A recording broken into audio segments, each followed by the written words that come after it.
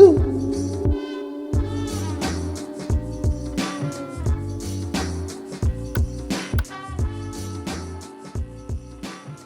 back Inside the Den. The Nevada football season continues, and so does the Inside the Den podcast. I'm joined today by Chris Murray. Chris, how you doing? I'm doing well. I might be a little bit more gray. We started our Little League fall season. We took a 18-6 loss in Game 1. So Game 2 tonight, we'll try and bounce back. But no, I'm doing well.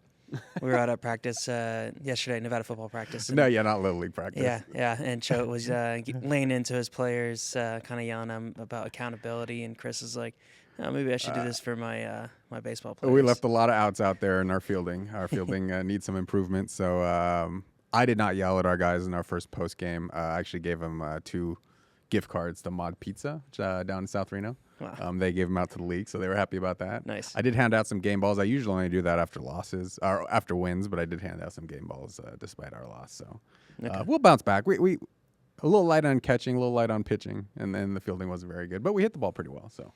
How many losses till you have that stern talk to your team? Probably all of them. I'm never going to yell at like 8 or 9-year-old kids. Okay. We'll be stern. Yeah, stern. We'll be stern.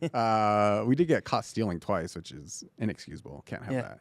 You cannot be getting caught stealing with an 8-year-old catcher. So we stopped running when we got close to the base because we didn't want to bump into a kid. I did tell them, you are the train and they're on the tracks. You run them over if you need to. They'll get out of the way if you run them over a couple times. But if you got a direct path to the base and they're standing in that path, go Major League style and run that guy over. Well, folks who's got insight into Chris Murray's managerial. There we go. What he do in the league. So, he a bit of old school baseball there, trying to run through people. But if they're in the path. Buster Posey, is sitting somewhere being like, why? Well, get your foot.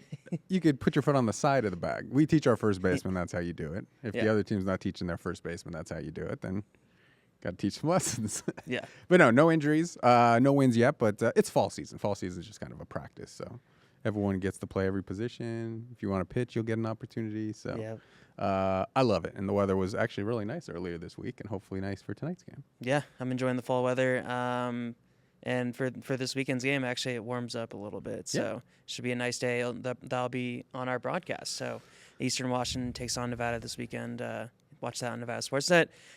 Anyways, kind of diving into this episode, we're just going to recap a tough loss. A predictable loss, really, to Minnesota last week. 27-0. Same score as that Iowa matchup. Mm-hmm. Kind of the same feel.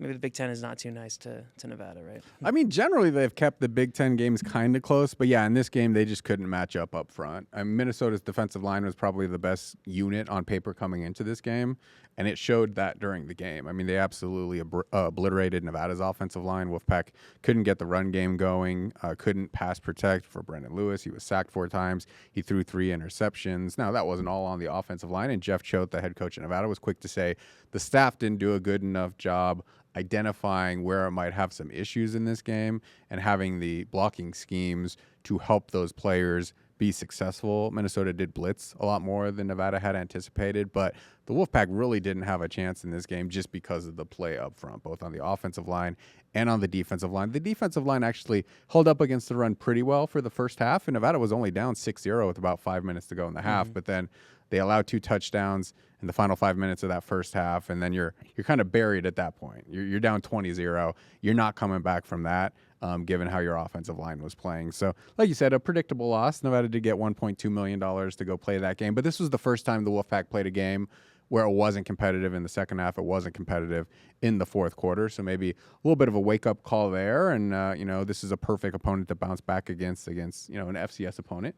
You can certainly lose those games. Nevada knows that. But an opportunity to get right after by far their worst performance of the season at Minnesota. Yeah, I mean, the talent gap was evident. It was a tough matchup all around. I think the Minnesota secondary did a good job of, kind of taking away Brendan Lewis's first read, and also gambling. Really, 2 of those interceptions were just great plays by the defensive back. One was the result of a pressure, but in terms of on the defensive end, when the dam broke, it was really Minnesota's front eventually getting theirs and allowing their running back to really get going. I mean, what was it, a hat trick he had.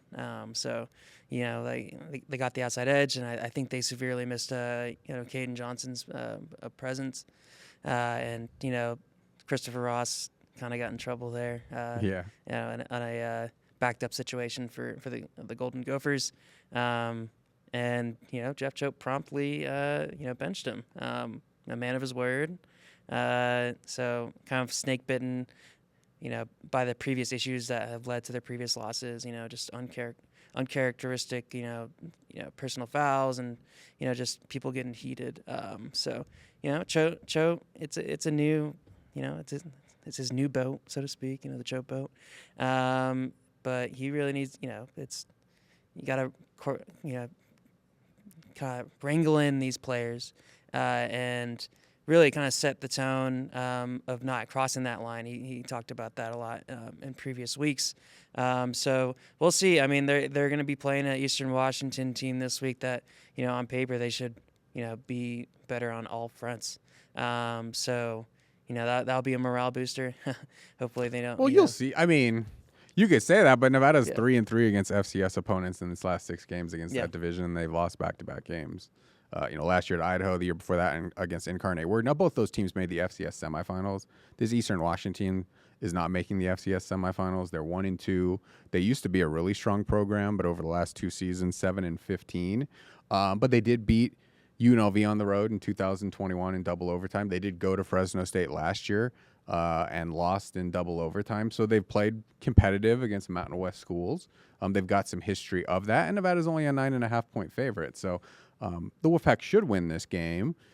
They should put it away before you get to to the later stages of the fourth quarter, but they can't prepare like that given how this program has performed really the last couple of seasons, how it performed last week and how it's performed, kind of in the last half decade against FCS competition. But yeah, Eastern Washington, the defense is very problematic. Last year they allowed 6 yards per carry. This year they're allowing almost 300 passing yards per game. So both the run defense and the pass defense has had some issues. I do think that they're pretty good on offense. They've averaged more than 30 points per game each of the last 2 seasons. And they've got a coach in Aaron Best who's 2-0 against Jeff Choate when Jeff Choate was at Montana State. Now, Eastern Washington was better back then, but at least they have some scheme familiarity both ways.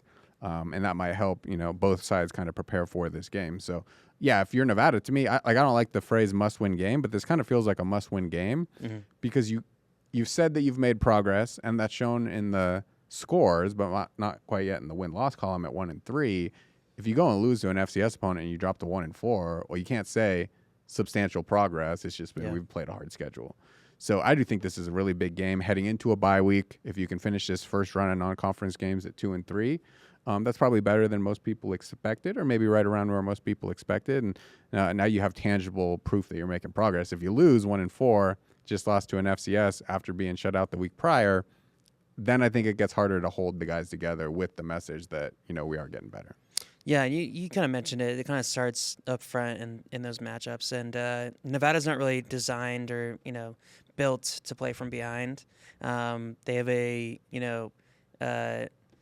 ferocious defense. I wouldn't say ferocious, but like a scrappy defense that can, claw their way and keep the team in the game, like we saw against Minnesota.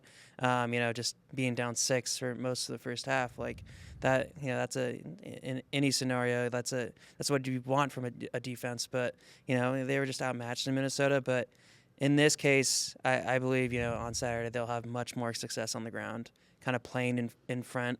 And then maybe possibly getting their first multiple possession victory of the season. That would be big for them. Obviously, I just posted on Nevada Sports' Twitter the ESPN analytics gives them an 80% chance to win. But like you said, they've had their troubles in the past. Yeah. Idaho came to town last year and really put a whipping on Nevada, but different regime here. But really, before we get into the nitty-gritty of this Eastern Washington matchup, I kind of just wanted to talk about the state of the Mountain West. You just had your power rankings that dropped this week, and you're telling me you're like, oh, I was expecting Nevada to drop this week, but it's a bit top heavy this year, just considering that Definitely. The bottom. You could also bottom just half say bad. Yeah. The Mountain West has kind of been bad so far this season. Now, almost all of the non-conference games have been against Power 4. I guess now, competition. So that makes it hard. I mean, the Mountain West is 2-15 against Power 4 competition. The only 2 wins, both by UNLV. They beat 2 kind of medium Big 12 teams in Houston and Kansas. Kansas is pretty solid. So, yeah, the results haven't been great for the Mountain West. You have UNLV in the top 25 this week on the coaches poll. You have Boise State, who has proven that it's a pretty good team, almost winning at Oregon. If not for a couple of special teams touchdowns allowed, it probably wins that game, maybe by 10-plus points. And then you have Fresno State, who's pretty strong. I think those top 3, those are legitimately good teams. San Jose State's at 3-0. They've beaten an FCS opponent, a team that's in its first year in the FBS, and then Air Force, which has been really, really struggling this season. So I think word's still out on them. They do play Washington State this Friday. That'll be a nice test for them. But, yeah, you look below Nevada in my rankings, those bottom 7 teams have not beaten an FBS opponent so far this season. And you've got 2 FCS losses in the Mountain West. So it kind of shows why some of these teams are leaving the Mountain West. If you're Boise State, you're Fresno State. I don't know why Colorado State got the invitation, whatever. But that's one of the big reasons, because the bottom of this conference in football has been pretty bad for the last 3 or 4 years.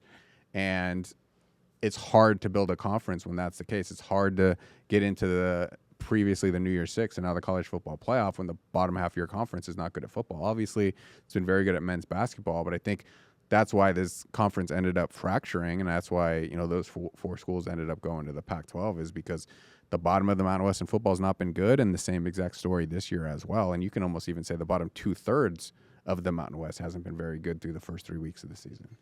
Old friend Jay Norvell is a bit on the hot seat, just as the season progresses. Just from an outside view, I watched the Colorado game. I don't know if you watched that Colorado State. A little bit. It just seems like their offense is having the similar issues that Nevada faced at the end of his tenure here. Just like the lack of pass yards, maybe predictability, lack of rush yards. I'm just saying that with their air raid scheme, and it really snake bit his last year at Nevada. They won games, but the scheme became stale and really predictable.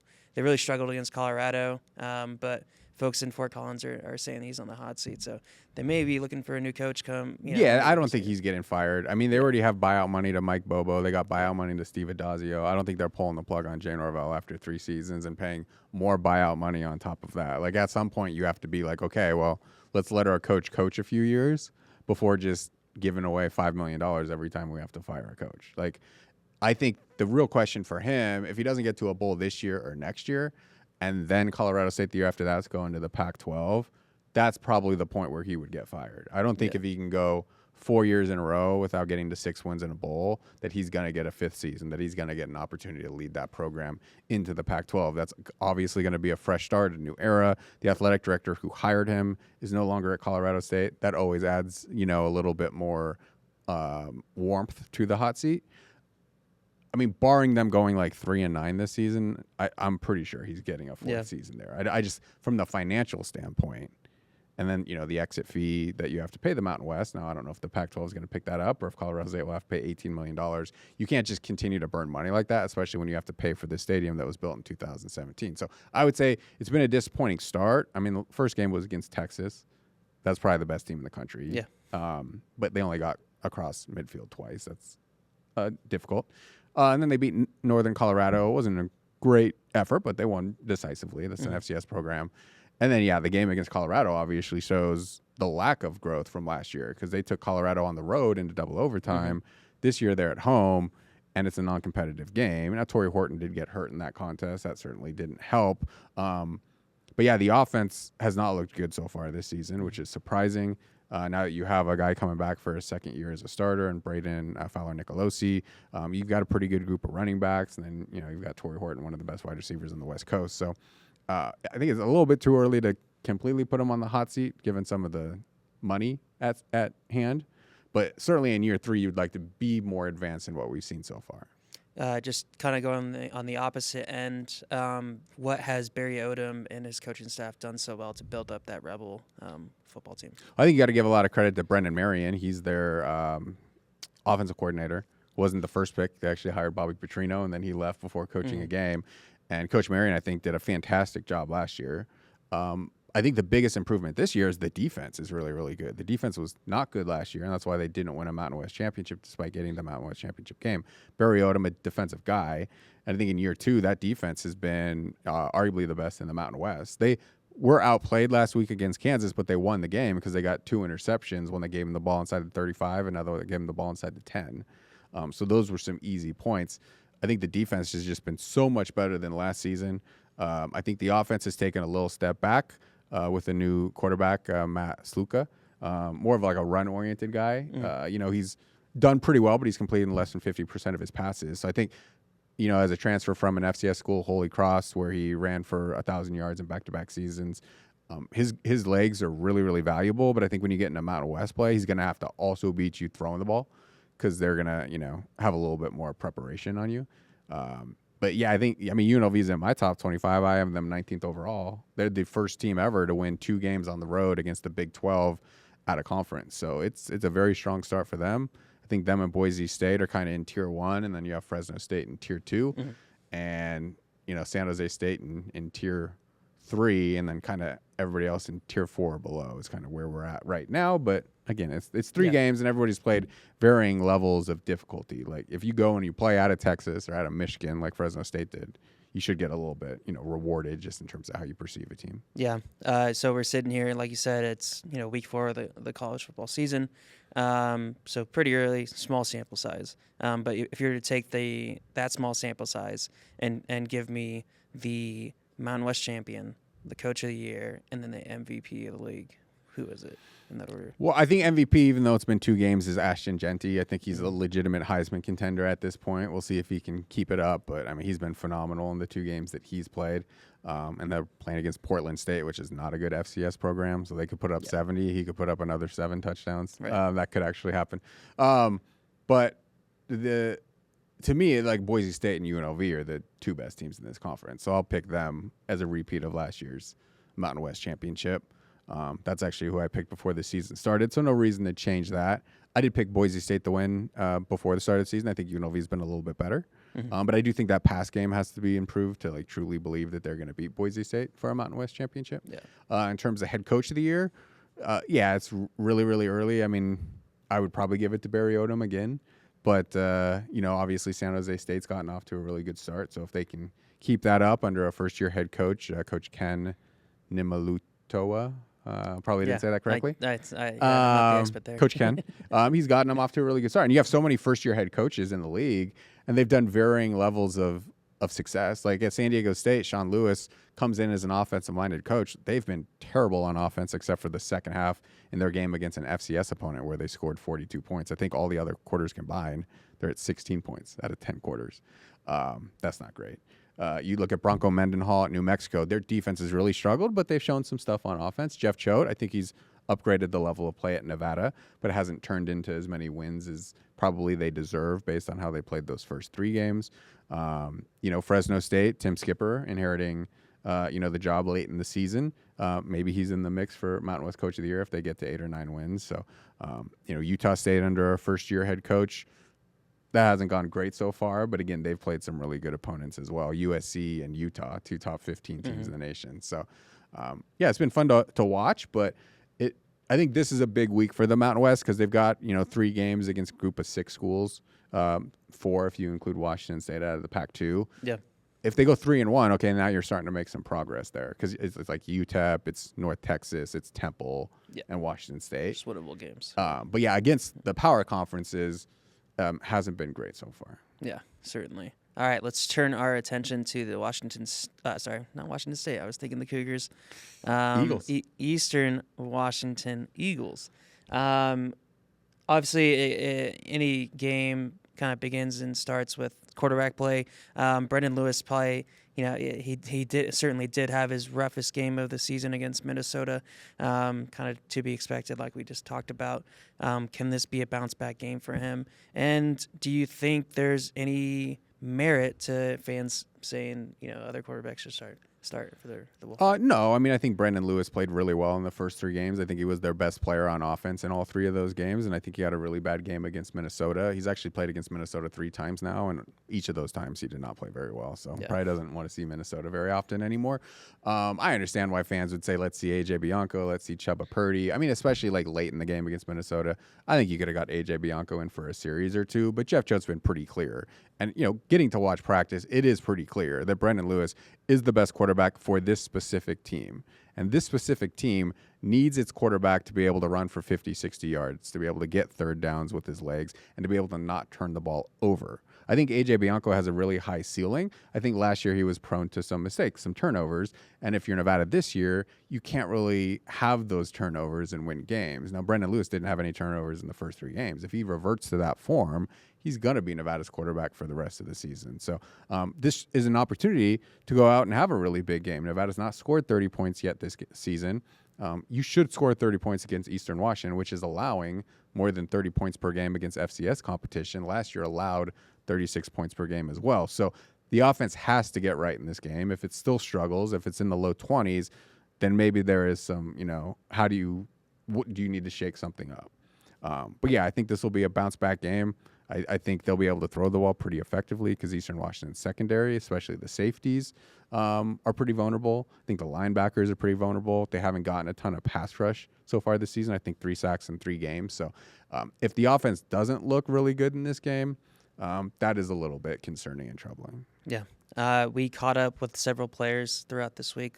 Let's hear what they had to say about the matchup with Eastern Washington. They are a pretty high-scoring team, and kudos to them. They're a great team, and I'm not doubting them in any way, shape, or form, but I know what we can do. And if we focus on us, our defensive coordinator says it all the time, it's really all about us. If we do our job every single play, we could be any team in the country. I personally believe, and they personally believe. So I think as long as we just stay on that track, we'll be 100% fine come Saturday. Our biggest thing this week, just going throughout each of these practices is, again, just, focus on not beating ourselves, just staying disciplined and honestly just playing our game and, just playing fast, playing hard, what we've been doing. So it's not necessarily looking at an opponent.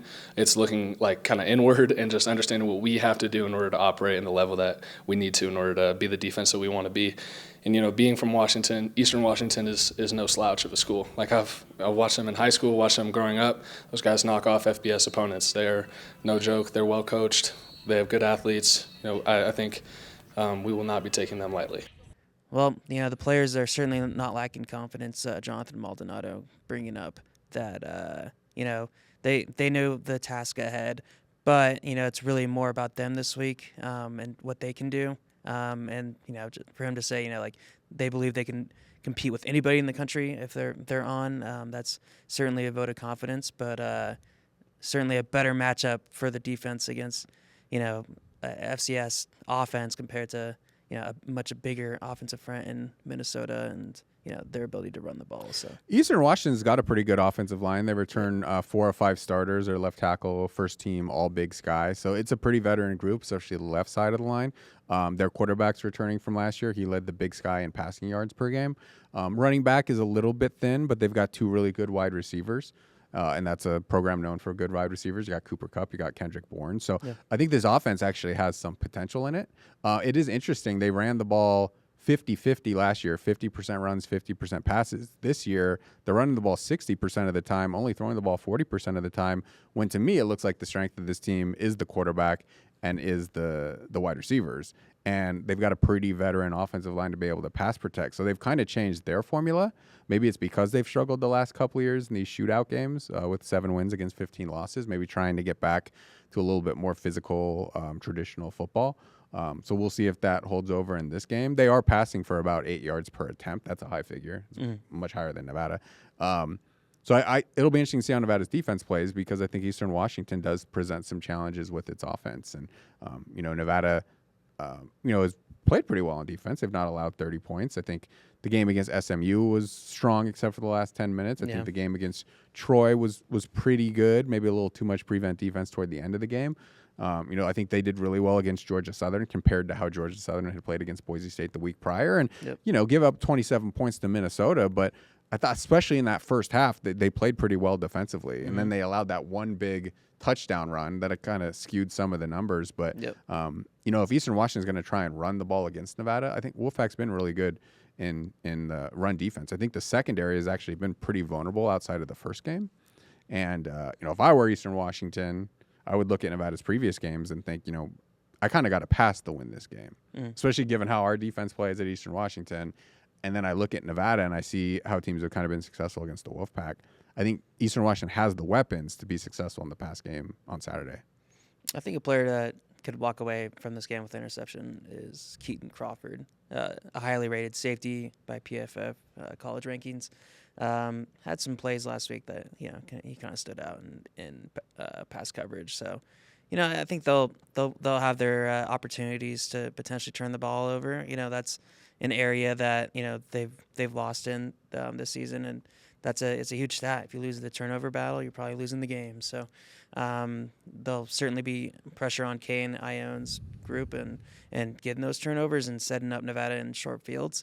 Ideally, you don't want to, with this offense, it's probably not optimal to force them to drive 70+ yards on every series. So turnovers will be imperative. But I did want to look at the teams that Eastern Washington's played. It looks like it's like a basketball schedule, right? It's like Monmouth University, Drake, and Southeastern Louisiana. So they're 1-2, but it's not. Obviously it's FCS level, but maybe not greatest level of competition. So while I get that their offense is putting up numbers, we have seen this Nevada team go against much better talent. Maybe not as organized. Obviously, FCS groups we've seen in the past certainly come to Mackey and still light up the scoreboard. Yeah. Incarnate Word, Idaho. So you can't really overlook them.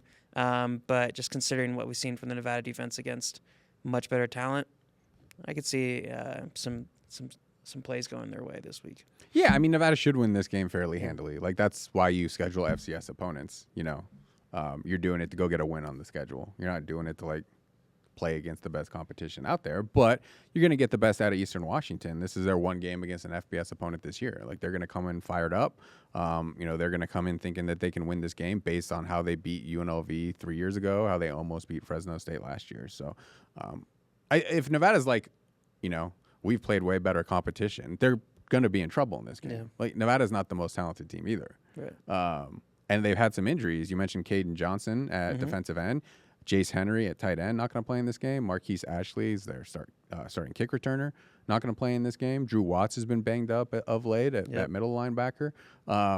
Nevada's pretty thin too. It cannot come into any game conceded like it's going to easily win the game. Yeah. And if it does that, it's going to lose. Because there's a very specific formula for this team to win games. And it followed that formula the first 3 games, and it didn't really follow it in the 4th game.